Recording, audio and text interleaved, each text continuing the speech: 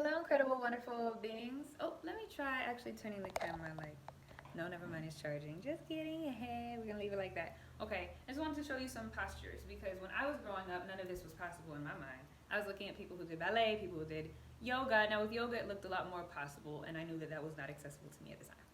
Okay, I started getting exposed to yoga probably when I was in high school. Maybe I was hearing about it in middle school. I think more when I was in high school. Okay, and it was being done by people who were not in my immediate circle and who were not in my friends circle, my parents circle, my family, kind of a little bit of my family, but it wasn't something that we were all sharing as info with each other. So I had a lot of visits with yoga, and I just found myself feeling really, I would get relaxed by the end of the class, but I would spend the whole class frustrated. It wasn't a very relaxing experience. It was a very painful experience for me to be in a yoga class. The postures were just not well suited for my body at the time. My body was not open to that. My body had been through a lot of sexual trauma at that time that I was trying to get into yoga. So I don't mean to laugh at that, but it's just like, it was really awkward. I mean, honestly, it wasn't a beautiful spiritual experience for me to be in a yoga class most of the time. It was painful and upsetting. And I just don't think that it should be such a cure-all or talked about as such a cure-all for everybody, but it is a wonderful, beautiful therapy or methodology, philosophy. It's a whole entire way of life that has really been watered down a lot in the United States, but at the end of the day, you can find a lot of people who are really benefiting from yoga no matter how they're interacting with it, and different forms of yoga. Laughter yoga, which is not so much centered around the body postures, right? And then just the I'm not going to talk to you about yoga as though I'm some sort of expert. You have about 1,000 million videos you can look up about that. But what I actually want to show you is my own postures. Okay, hello. So I brought these back and downloaded these into my system. How did I do that? I did that by working with crystals. I did that by going outside mostly. Going outside and dancing and just working with plant medicine, okay? Getting back in my bag, because that's my shit. Yes, the cannabis, okay?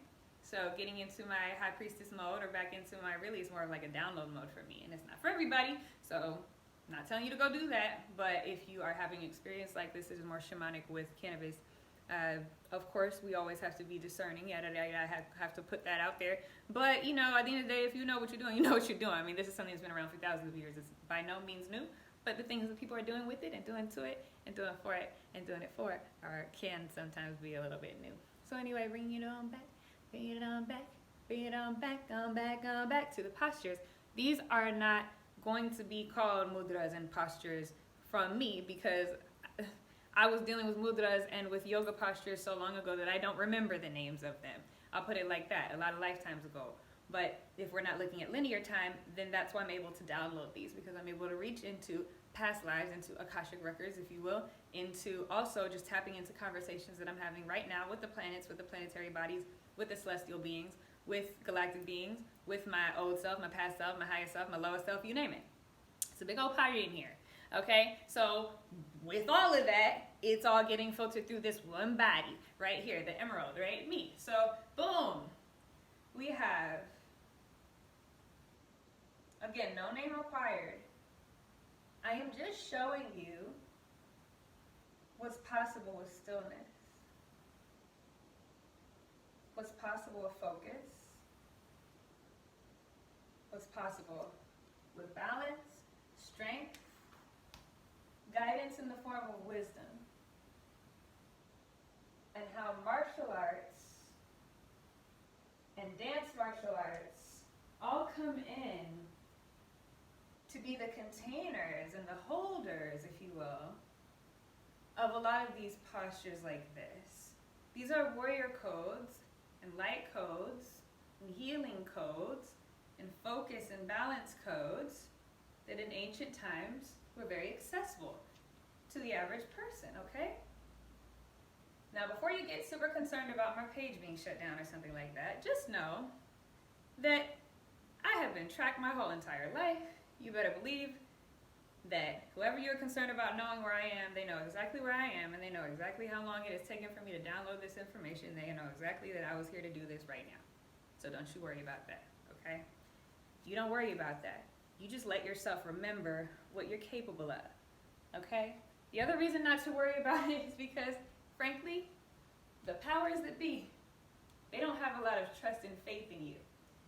You see, they don't really believe that you can do something like this. They think that you are going to keep giving your power away to them, right? They don't think that you're going to awaken anything like this within you. So, are we going to prove them right?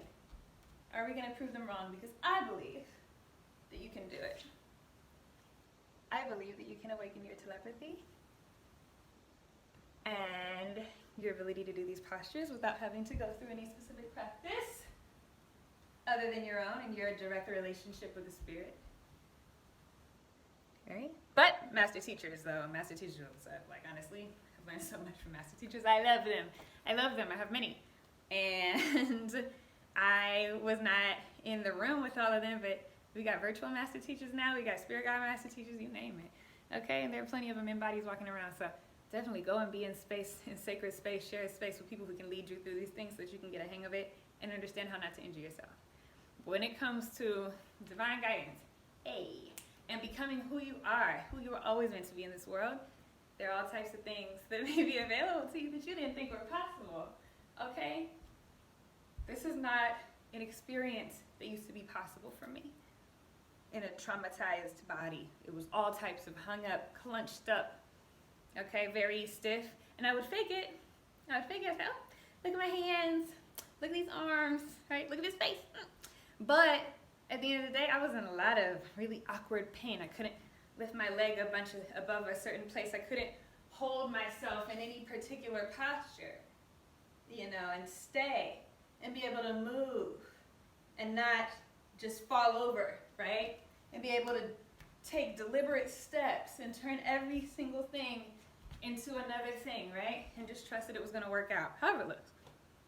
So, we'll get more into that. But that was just a little quick demo. Hope you enjoyed it. Peace.